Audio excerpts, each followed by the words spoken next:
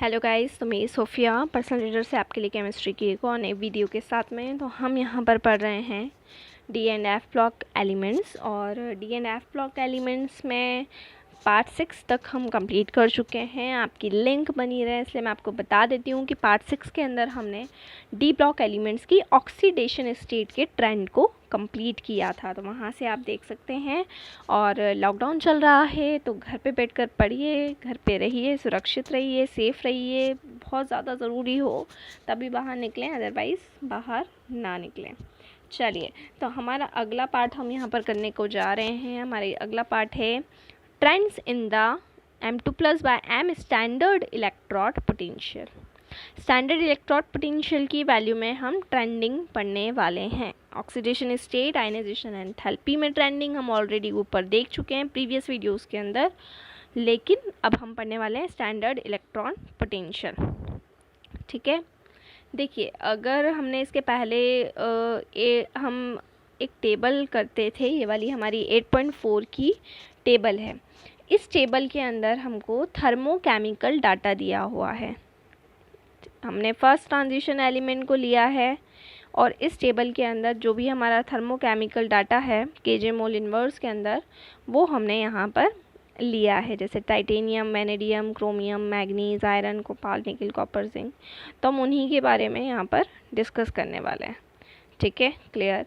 तो ये जो थर्मोकेमिकल डाटा है, थर्मोकेमिकल पैरामीटर्स का डाटा, ये किस लिए है कि जब भी कोई सॉलिड मेटल क्या करता है, इलेक्ट्रॉन का लॉस करता है और लॉस करके वो आयंस में कन्वर्ट हो रहा है।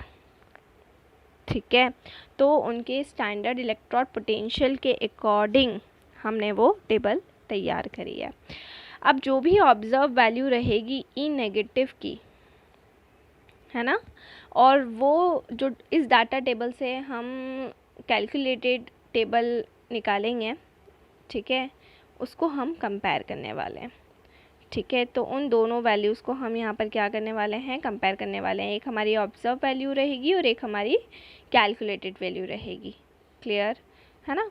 तो यहाँ पर हम क्या देखेंगे कि जो हमारा कॉपर है उसका एक यूनिक बिहेवियर हमको देखने को मिलेगा। क्यों? क्योंकि उसकी जो ई नेगेटिव वैल्यू रहेगी वो क्या रहती है, पॉजिटिव रहेगी। ठीक है, क्लियर। जिससे हमें ये पता चलेगा कि वो एसिड के साथ में, एसिड से हाइड्रोजन को लिबरेट करने में इनेबल रहेगा। ठीक है, क्लियर। केवल ऑक्सीडाइजिंग एसिड जैसे कि nitric and hot concentrated sulphuric acid he copper से क्या कर सकते हैं, रिएक्ट कर सकते हैं। ठीक है, और एसिड क्या हो जाएगा, रिड्यूस हो जाएगा। ठीक है, जो हाई एनर्जी रहती है कॉपर से Cu2+ में बनाने की, वो हाइड्रेशन एंथैल्पी से बैलेंस नहीं हो पाती। ठीक है, जो जनरल ट्रेंड है less negative electron negative value का सीरीज़ के अंदर, वो फर्स्ट और सेकंड आयनाइजेशन एंथैल्पी के सम से रिलेटेड होता है। ठीक है, अगर हम देखें मैग्नीज, निकल और जिंक की, तो इनकी जो ई नेगेटिव वैल्यू होती है वो ज़्यादा नेगेटिव होती है एक्सपेक्टेड फ्रॉम दी ट्रेंड। पहले हम ये वाली टेबल को देख लेते हैं। देखिए, ये टेबल आपको दे रखी है थर्मोकेमिकल डाटा की। इसमें टाइटेनियम है, वैनेडियम है, ठीक है, क्रोमियम है, और ये पूरा आपको डाटा दिया हुआ है। इसमें आप ई नेगेटिव वैल्यू को देख सकते हैं। जैसे टाइटेनियम की -1.63, वैनेडियम की -1.18, क्रोमियम हो जाएगा -0.90, मैग्नीज हो जाएगा -1.18, आयरन 0.44, कोबाल 0.28, निकल 0.25, कॉपर 0.34, जिंक -0.76। इसमें आप देख सकते हैं कि पहली जो वैल्यू है टाइटेनियम की वो -1.6 है और सेकंड वैल्यू -1.1 है, मतलब इंक्रीज़ हो रही है, फिर और इंक्रीज़ हुई, फिर डिक्रीज़ हुई। ठीक है, फिर डिक्रीज़ होने के बाद में फिर इंक्रीज़ हुई and again increase, again increase, फिर अगेन डिक्रीज़, सॉरी इंक्रीज़ क्योंकि वो पॉजिटिव है, एंड देन फिर डिक्रीज़। ठीक है, क्लियर। अब जो स्टेबिलिटी होती है डी सब शेल की Mn2+ और Zn2+ में, क्योंकि हम पहले ही पढ़ चुके हैं कि Zn2+ आयन और Mn2+ आयन बहुत ज़्यादा स्टेबल होते हैं, क्योंकि जब जिंक Zn2+ पे पहुंचता है तो उसका D10 कन्फिग्रेशन कंप्लीट हो जाता है, और Mn भी जब पहुंचता है तो उसका भी D10 कन्फिग्रेशन कंप्लीट हो जाता है। इसी वजह से यहाँ पर हम क्या देखते हैं, उनकी स्टेबिलिटी को देख सकते हैं कि उनकी स्टेबिलिटी बहुत ज़्यादा होती है और वो किसके ऊपर डिपेंड करती है, नेगेटिव वैल्यू पर। ठीक है, जबकि जो Ni की वैल्यू रहती है, अगर हम Ni की बात करें निकल की, वो highest value of negative hydration enthalpy के ऊपर डिपेंड करेगी। ये आपको यहाँ पर मैंने कैलकुलेटेड वैल्यू इलेक्ट्रॉन पोटेंशियल का ग्राफ मैंने आपको बनाया रखा है। देखिए यहाँ पर आप देख सकते हैं कि ऑब्जर्व वैल्यू और कैलकुलेटेड वैल्यूज़ के अंदर जो रेड साइन है वो ऑब्जर्व वैल्यू है हमारी, और ग्रीन साइन जो हमारा है वो कैलकुलेटेड वैल्यू है। स्टैंडर्ड इलेक्ट्रॉन पोटेंशियल के बेसिस पे हमने ग्राफ प्लॉट किया है। तो टाइटेनियम की ऑलमोस्ट सेम होती है ऑब्जर्व्ड और कैलकुलेटेड, वेनेडियम की भी सेम होती है, क्रोमियम की भी सेम है, मैग्नीशियम की भी, ठीक है, आयरन की भी। बट कोबाल्ट की अगर हम देखें, निकल की अगर हम देखें, तो कोबाल्ट में बहुत ज़्यादा डिफरेंट देखा जा सकता है, निकल के अंदर भी डिफरेंस है, और अगर हम बात करें कॉपर की में तो उसमें भी थोड़ा डिफरेंस होता है, और जिंक में भी डिफरेंस होता है। तो ये ऑब्जर्व्ड और कैलकुलेटेड वैल्यू है, ठीक है, टाइटेनियम से लेकर जिंक की, ठीक है, क्लियर। अब ये आपको डाटा आपको दिया हुआ है। फिर आगे अगर हम बात करें तो हम M3+ और M2+ स्टैंडर्ड इलेक्ट्रॉन पोटेंशियल को अब देखेंगे। इसके पहले जो हमने देखा था वो M2+/M को देखा था। अब हम क्या देखेंगे, M3+ और M2+, ठीक है। तो जब हम ई नेगेटिव वैल्यू को एग्जामिन करते हैं, टेबल हमारी 8.2 जो हमने देखी थी उसके अकॉर्डिंग, तो यहाँ पर बहुत ज़्यादा वेरिएशन हमको देखने को मिलता है, ठीक है।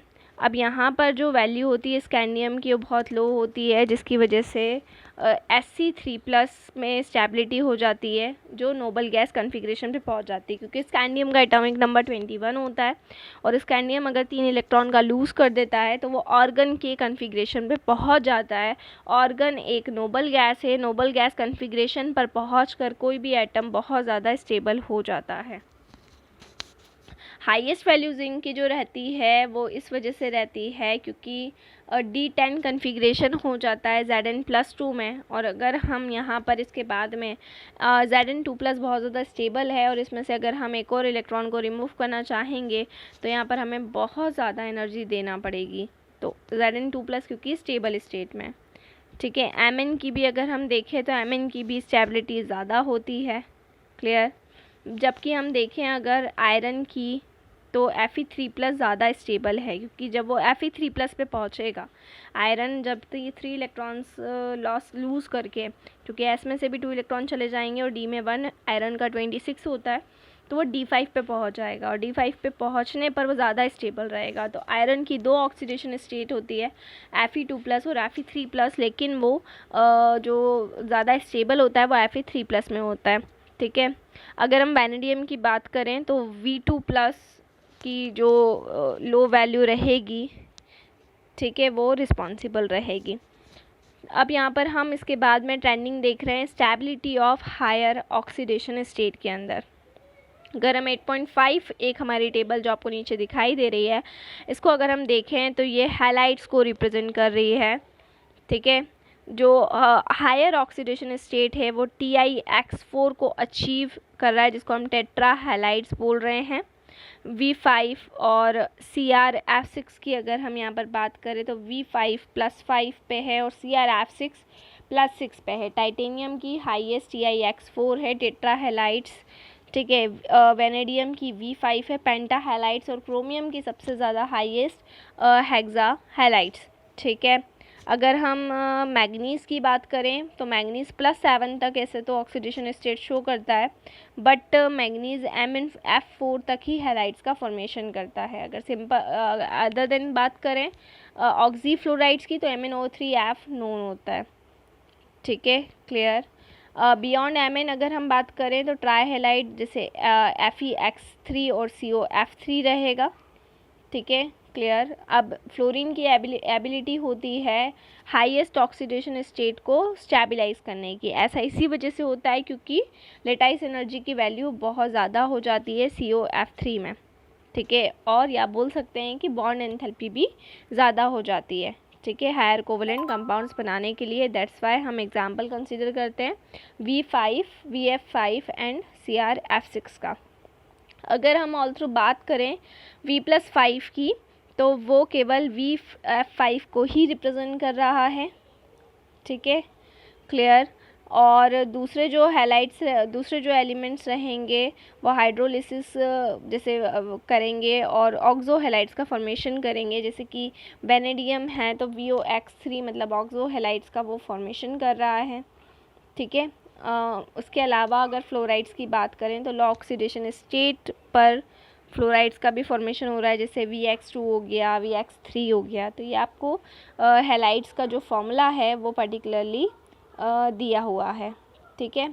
इसके बाद में हम बात करते हैं कि CuX की, ठीक है। तो Cu2 हैलाइड्स जो रहते हैं वो आयोडाइड को छोड़कर होंगे, मतलब अगर हम एक स्पेशल केस की बात करें तो Cu2+ जो होगा वो I नेगेटिव से I2 को क्या कर देगा, ऑक्सीडाइज कर देगा। जैसे 2Cu2+ 4I नेगेटिव से रिएक्शन हुई है तो Cu2I2+ I2 बना है, मतलब यहाँ पर Cu2+ ने ऑक्सीडाइज कर दिया है I नेगेटिव से I2 पर। और बहुत सारे जो कॉपर 1 कंपाउंड होते हैं वो अनस्टेबल होते हैं, क्यों? क्योंकि उनमें हो जाता है डिसप्रपोर्शनेशन, ठीक है। तो जैसे आप देख सकते हैं कि 2Cu+ था, ये Cu2+ में कन्वर्ट हुआ, एक Cu रिमूव हो गया, ठीक है। अब जो स्टेबिलिटी होती है Cu2+ की एक्वस में वो रेदर देन होगी Cu+ में, क्योंकि जो हाइड्रेशन एंथैल्पी की वैल्यू रहेगी वो बहुत ज़्यादा नेगेटिव होगी Cu2+ के अंदर एज़ कम्पेयर टू Cu+, ठीक है। ये क्यों होता है? उसकी second ionisation enthalpy of copper की वजह से। अब अगर हम ऑक्सीजन की एबिलिटी को देखें, कौन सी एबिलिटी? हाईएस्ट ऑक्सीडेशन स्टेट को स्टेबलाइज करने की एबिलिटी, तो उससे हमें ऑक्साइड्स मिलते हैं, ठीक है। अगर हम हायर ऑक्सीडेशन नंबर की बात करें ऑक्साइड्स के अंदर, ठीक है, तो ये हमारी एक टेबल दे रखी है ऑक्साइड्स ऑफ 3D मेटल की। इसमें आप देख सकते हैं कि यहाँ पर जो स्कैंडियम है वो Sc2O3 बना रहा है, सबसे हाईएस्ट यही है। टाइटेनियम TiO2+4 तक जिसमें जा रहा है, वेनेडियम +5 में V2O5 तक जा रहा है। क्रोमियम की अगर हम बात करें तो +6 तक जा रहा है, जबकि मैग्नीज की बात करें तो Mn2O7 +7 हाईएस्ट रहती है यहाँ पर। आयरन की बात करें तो Fe2O3 और CO3O4, कोबाल्ट, NiO, निकल एक ही ऑक्साइड बनाता है ओनली। कॉपर की 2 ऑक्सीडेशन स्टेट होती है, +1 +2, इसलिए CuO और Cu2O, और जिंक केवल एक ही ऑक्साइड बनाएगा जिसको हम कहेंगे ZnO, ठीक है। Mn2O7 की अगर बात करें तो ये कोवलेंट ऑक्साइड होता है, ठीक है, जिसके अंदर MnO ब्रिज हमें मिलता है जनरली, ठीक है। तो यहाँ पर आपको एक क्वेश्चन दिया हुआ है कि how would you account for the increasing oxidising power in the series VO2+, Cr272 negative, Mn4 negative. तो ऐसा इसलिए होता है क्योंकि स्टेबिलिटी क्या होने लगती है, बढ़ने लगती है, ठीक है ना। अब ये क्वेश्चन आपको खुद सॉल्व करना है, ऊपर मैं आपको ऑलरेडी एक्सप्लेन कर चुकी हूँ। How would you account for the irregular variation ionisation enthalpy first and second transition series, ठीक है। अब इसके बाद में केमिकल रिएक्टिविटी और ई नेगेटिव वैल्यूज़ को हम नेक्स्ट वीडियो में स्टडी करेंगे। यहाँ तक का पार्ट मैंने आपको ऑलरेडी पढ़ा दिया है, तो ये आप अच्छे से कर लें और इसी तरह से जुड़े रहिए हमारे साथ में। वीडियोस को लाइक करते रहिए, चैनल को सब्सक्राइब करना ना भूलें। और अगर आप हमसे ऑनलाइन होम ट्यूशन्स पढ़ना चाहते हैं तो हम आपको घर पर ऑनलाइन होम ट्यूशन्स की फैसिलिटी प्रोवाइड कर रहे हैं। इस लॉकडाउन में आपको कहीं भी बाहर जाने की ज़रूरत नहीं है, आप घर पर ही अपनी क्लासेस पूरी कर सकते हैं। तो अगर आपको ऑनलाइन होम क्लासेस हमसे लेनी है तो आप डिस्क्रिप्शन में जाकर हमारे नंबर्स ले लें और हमसे कांटेक्ट करें। Thank you.